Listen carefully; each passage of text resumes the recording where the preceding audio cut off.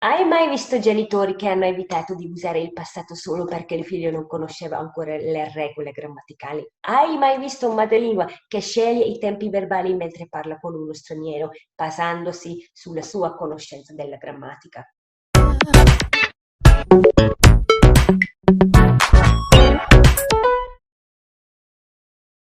Oh no, mio figlio non conosce ancora le regole grammaticali del passato. Allora non posso usare il passato con lui, non posso dirgli, Enea, hai chiuso la porta, ma non conosce neanche le regole del futuro. Ok, ok, allora lascio stare anche il futuro quando parlo con lui. Enea, chiuderei la porta o no? No, no, no, no, no, questa frase è proprio da evitare. Enea, potresti chiudere la porta per favore? Oh, devo evitare anche questa frase perché contiene il condizionale. Allora, vediamo quale grammatica conosce.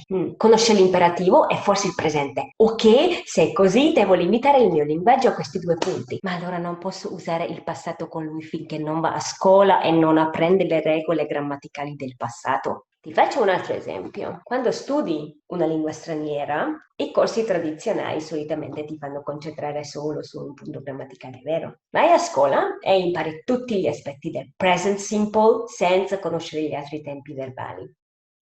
Ok? Chiaro? Lo scopo è creare confidenza con un punto grammaticale specifico e studiarlo finché non ti esce dalle orecchie. È giusto che sia così, ma forse il momento è sbagliato. Hai mai visto genitori che hanno evitato di usare il passato solo perché il figlio non conosceva ancora le regole grammaticali? Hai mai visto un madrelingua che sceglie i tempi verbali mentre parla con uno straniero, basandosi sulla sua conoscenza della grammatica? Ma i corsi ti insegnano che devi focalizzarti solo su un punto, è vero? Ma allora come si fa ad apprendere una lingua?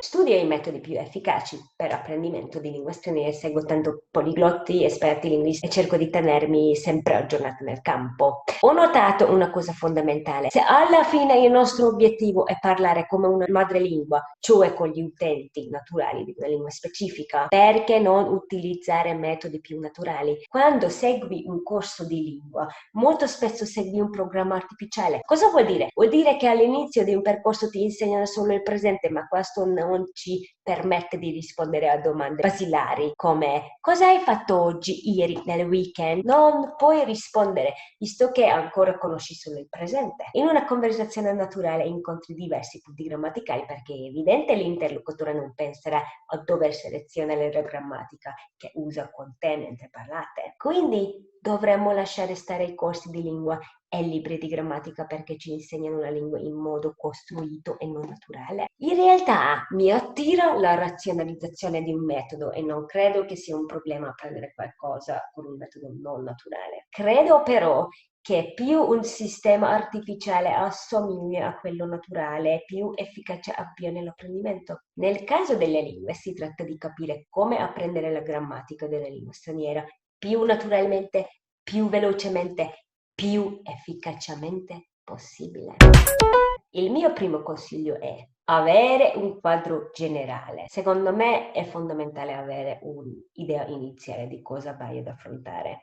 Nel caso di una lingua, cerca di conoscere subito come è strutturata, quanti tempi verbali ha, che tipi di casi ha, eccetera. Insomma, cerca di avere un quadro generale. In questo modo potrai subito riconoscere un passato o un condizionale quando entri in contatto con un costrutto della lingua. Magari non potrai mettere in pratica il passato la prima volta che parli con un madrelingua, ma non ci vorrà molto tempo per imparare l'uso corretto del passato nelle sue sfaccettature quando ti troverai a studiarlo. Il mio secondo consiglio è non fare esercizi grammaticali. Non perdere tempo con gli esercizi dei libri di grammatica perché ti servono poco. Questo è un punto scomodo perché i corsi e i libri tradizionali molto spesso fanno fare tanti esercizi agli studenti e quindi sono già strutturati in questo modo.